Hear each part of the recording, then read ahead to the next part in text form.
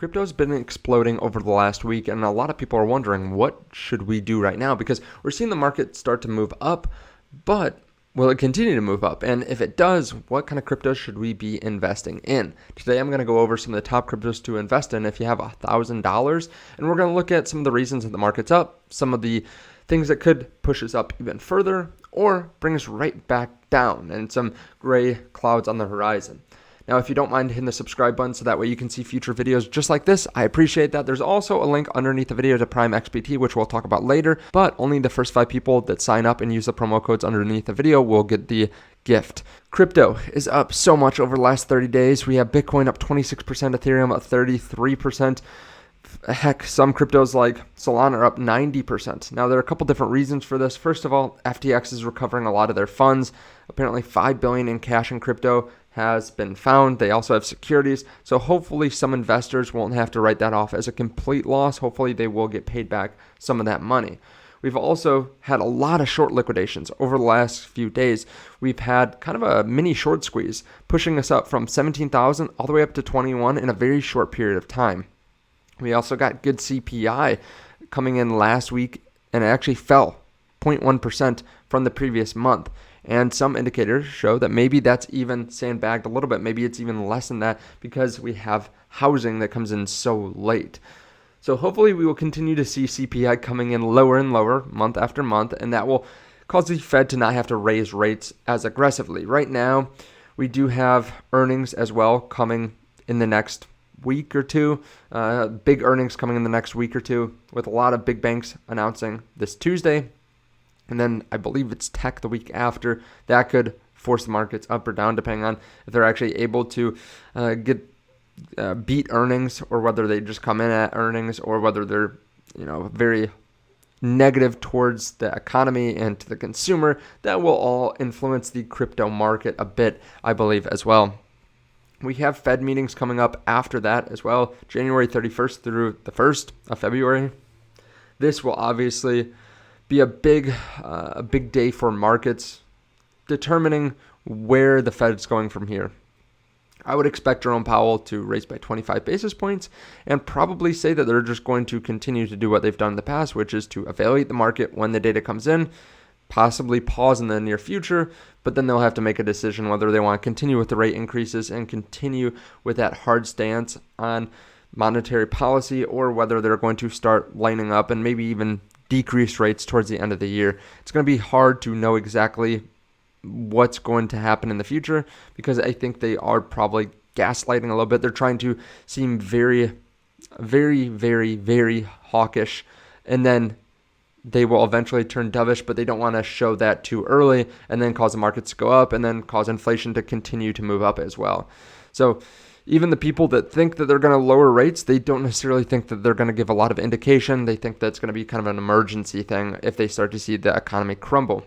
We also have some gray clouds on the horizon for crypto in general with Gemini, DCG, Genesis. Those are, I think, the main problems right now in crypto, and so many people are watching it to see whether these really do blow up. So there are a lot of things we still have to pay attention to.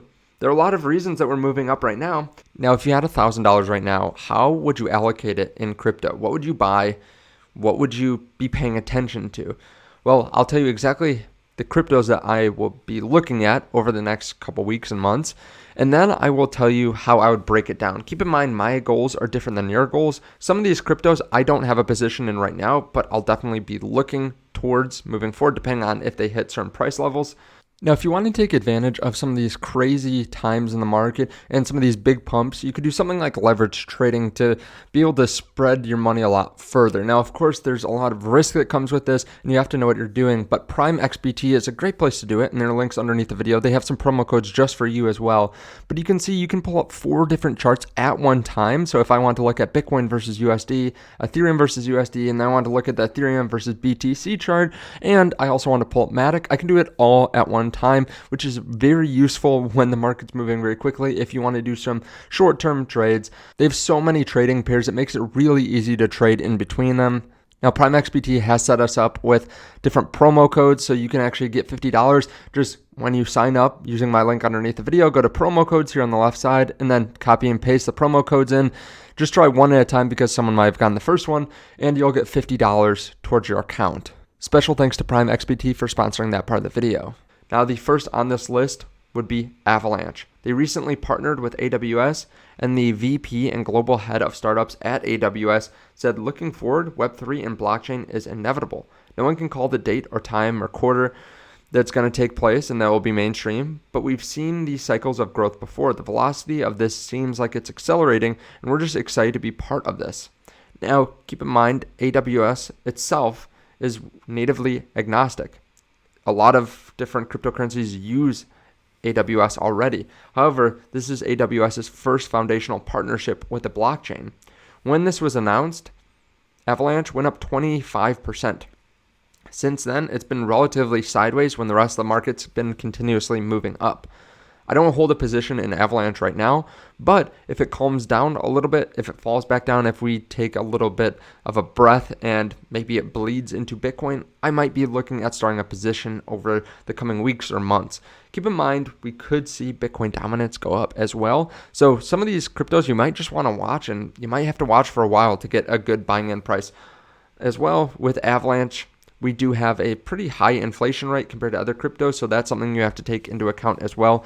If there isn't a lot of buying, you could lose overall due to the supply just going up and then the price decreasing. The next crypto making the list is Polygon. They have a hard fork in 2 days on January 17, and this is going to address gas fee spikes and chain reorganization issues that have affected the user experience on Polygon.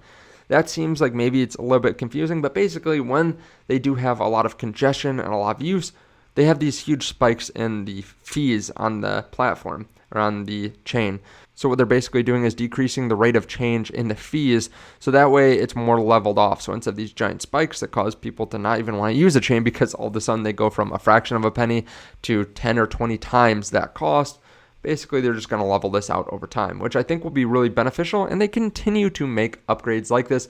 They have a lot of partnerships as well that we'll be going over in a second, but overall, the price has been pretty steady. I mean, it's up 200% over the last 6 months, 7 months since they bottomed, but over the last 5 months, 6 months after that, we've been within about 10%. They've been holding up pretty well compared to the overall market, and their peak was about $2.70. So overall, it hasn't fallen down as much as a lot of other cryptos. Keep in mind, though, they've been continuously adding more partnerships. For example, Starbucks Odyssey beta is now live on Polygon. This was announced about a month ago. They also have a lot of other partnerships. They've been working with Disney, DraftKings, Adobe, Meta, Reddit, NFL, and the company Nothing. So they continue to add more and more partnerships, which I think has caused them to have a pretty good price action over the last year compared to a lot of other cryptos. Of course, it did fall pretty drastically when the market dumped in June, but it recovered very quickly and has held up pretty well since then. The next crypto making this list is BNB. BNB I don't hold a position in right now, but it has held up really well during this bear market, with it falling down to about $196. Of course, it was at about $700 before, but considering everything that's happened in this market, that's not a horrible price decrease, especially because it has come up about 50% since that time. Now, if you're buying BNB, you're basically saying that you believe that Binance will continue to dominate in the crypto space, be the number one exchange. One concern would be that a lot of people have started to move their crypto off of exchanges recently, and that will definitely affect Binance in the long term. However, people still need exchanges, whether it's for trading or whether it's just for buying. You could use something like a DEX as well, but you need some way to get fiat into crypto, some kind of fiat on-ramp. So a lot of people do end up using Binance. Keep in mind there has been a lot of questions about Binance, but they've been able to weather the storm really well recently, and they had a lot of withdrawals happen around a few days, and they were able to honor all those withdrawals. There's still some question over the overall structure in the company, who actually owns it, what's happening, but they have stayed around for a while and have weathered the market pretty well. Now, I don't hold a position in BNB right now. I think there are some risks with exchange tokens that I'm not willing to take because I think some of the other cryptos on this list are very exciting over the long term as well, and probably will go up just as much as BNB and don't have some of the risks, but it's still one to watch because if it does fall enough, it might be a nice trade. The next crypto on this list is Ethereum. Since the merge 123 days ago, they've actually burned 163 Ethereum. It's been deflationary over the last 4 months. Keep in mind, if we hadn't gone over to proof of stake from proof of work, we would be up about 1.45 million ETH. We would have another 1.45 million ETH. So this is really, I think, helped the price of Ethereum because the circulating supply is not increasing. It's actually decreasing. And even when you compare it to Bitcoin, it is much less inflationary than Bitcoin at this point. Bitcoin is going to continue to be inflationary, and that's how they pay for miners. That's how they pay for security on the network. A lot of people have been looking at this as well, the fees that these different protocols are able to make. Ethereum is able to make $4.1 billion over the last 365 days, crushing everything else on this list, showing that it still is a great business itself, even in a bear market. A lot of people think it will move over Bitcoin at some point in the next cycle as well, which would mean that it would be over a 2x compared to whatever Bitcoin does. If Bitcoin goes up 5x from here, Ethereum, if it passes, would be about a 10x. Keep in mind that the inflation does change that a bit because Bitcoin is inflationary. Ethereum also gives you an option to make money on it if you are willing to stake as well. Now, they do have an upgrade here in a few months that would unlock or potentially start to unlock some of the Ethereum that's locked up in the 2.0 contract. That could cause some selling pressure, or maybe it's the opposite of what everyone expects. Maybe people start piling into Ethereum at that point because they know that they won't have their crypto locked up in an Ethereum contract and they can actually start making some income. So it's going to be hard to tell before that happens what is going to happen in terms of price action from it. The next crypto on this list is Phantom. It has a great community and a lot of active addresses, 5.81 million over the last 7 days compared to 5.94 million on BNB. Keep in mind, BNB is about 50 to 60 times the market cap of Phantom. Phantom is even higher than Polygon, Solana, and Ethereum. Phantom also has one of the lowest values in terms of market cap over TVL, coming in at just 0.86 compared to something like Solana, which is at 10.28, Ethereum at 3.25, and Avalanche at about 2. So when you look at how much it's actually being used, how much is actually locked on the blockchain, Phantom does look pretty cheap at this point. Months ago, their lead developer came back from a bit of a rest and said that they have 30 years of runway left. This is without even touching their own token, just in stables, crypto assets, and non-crypto assets. They have a salary burn rate of 7 million, but right now Phantom makes about 10 million, so they're cash flow positive. This definitely decreases the risk that they're just going to leave and that they're going to let the chain die because they're actually making money and they have a long runway in front of them. Phantom itself is a pretty small market cap right now compared to some of the top 5 and top 10, top 20 cryptos. It's just under $1 billion at 883 million. Compare that to something like Ethereum, and it's 200 times smaller. Then the last crypto I want to talk about is Bitcoin. Bitcoin has been breaking through a lot of key levels. The 50-day EMA, the 100-day EMA, the 200-day moving average. It's been rejected at this previous point that we got rejected at right before FTX collapsed. So hopefully we break through this 21,000 mark, and then we're looking at the next level, which is probably every $1,000.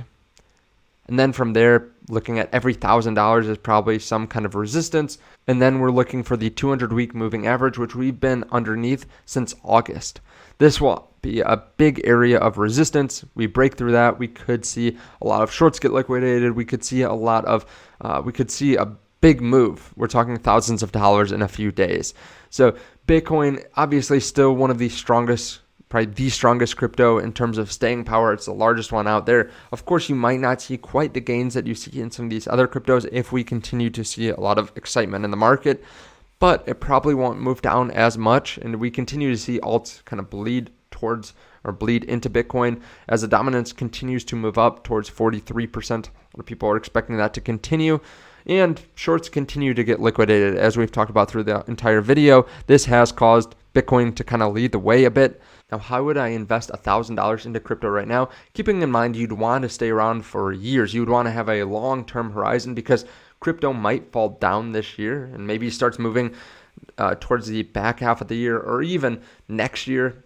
I don't know what's going to happen over the coming months. Maybe we continue to see green. We continue to see Bitcoin in the mid 20,000s, or maybe it goes up even higher than that. But we can't guarantee it. So we don't want to put in money that we can't wait for. We can't put in rent money. We can't put in money that we're going to use in 6 months. This has got to be long-term investment money. The largest position I would make would be Bitcoin because it has the best chance of being here in 5 years, in 2 years, right? We've seen some cryptos fall 98% this year, some really popular cryptos. Some, like Terra, have fallen down 99.999%. So you want to make sure that you're investing the majority in something that you feel comfortable with. Some people would say put the majority in Ethereum, and maybe that is how I would invest in a few months. Maybe we see Bitcoin dominance continue to go up, and then I would want to shift some of the money out of Bitcoin into something like Ethereum. But right now, in this market, and with some risks in the macro economy still, I would put the majority into Bitcoin. If I was going to be really conservative, I would probably put something like 70 or 80% in Bitcoin. That's relatively close to how my portfolio is now personally. But also part of that is that a lot of alts have fallen. I've been adding to Bitcoin as well. If I was going to be a little bit more aggressive, I might put something like 50% in Bitcoin. The next crypto I'd buy if I was being more aggressive would be Ethereum, and I'd probably put 25% or $250 into Ethereum. I think that Ethereum will be here for the long term, and it's starting to turn into a little bit more of a blue chip. It has a lot of utility, and of course it has different costs and different benefits than something like Bitcoin, but I do think that it will have a lot of positive price action in the next few years. The next crypto I'd allocate towards would be Polygon. I'd probably put $100 or 10% towards Polygon. So now we've used $850. I think, again, Polygon has held up so well during this bear market. It has made so many partnerships. It is much faster and much more scaled than something like Ethereum. It can process way more transactions. So I'd want some allocation towards Polygon. From there, I'd probably move back down to Phantom and put 5% or $50 into Phantom. That would allocate $900. Phantom, I am really bullish over the long term, but I realize it's much more risky. It is a smaller market cap, which means it could explode way easier than something like Ethereum. It could move up much faster than something like Ethereum, but it's also much riskier. I also included BNB and Avalanche in some of the top cryptos to buy or some of the top cryptos to watch. But right now, I would probably keep that last $100 just in cash, just watching the market, making sure that I have some cash on the sidelines in case we do dump. I think it's always important to keep some cash, and I'd also keep it there just in case maybe BNB or Avalanche has some negative price action. I would get ready and have that money sitting there just in case I want to pounce and make some kind of a short-term trade or a long-term trade if it gets down to a really low level. Keep in mind, if you haven't been buying over the last couple months, you don't want to FOMO in either. If you haven't been buying and now you feel the urge to buy, you might ask yourself if there's any real reason that you feel this urge to buy besides the fact that Bitcoin's just gone up in price or the whole crypto market has just gone up in price. I'd suggest you don't just go out and buy if you've had this money on the sidelines and you haven't been dollar cost averaging. I think then you'll be one of the first people to probably dump this crypto if we fall back down to Bitcoin at 17,000 or 16 or 15, right? So if you are someone that has been just sitting on the sidelines and now you're thinking maybe you should have been buying the whole time, you probably should have, but maybe you don't want to allocate all your money, all your $1,000, for example, into crypto right now. Maybe you just want to buy $200 a week of these different cryptos or $200 a month and just do that for a while. That way you're mentally prepared in case we move up or we move down. But that's just my opinion. Of course, do your own research. Thank you so much for watching. Let me know what cryptos you're buying underneath the video. I realize that these are still relatively large market caps, for the most part, everything in the top 60, but we are not quite in a bull market by any means. I think a lot of people also are worried that maybe this is just a bull trap. So I personally have a good amount of cash on the sidelines waiting, so that way I can dump it into the market in case we do see that last leg down or in case some smaller cryptos just get to insane levels. Now let me know your thoughts on all this underneath the video. Check out PrimeXBT, and I'll see you in the next one. Bye.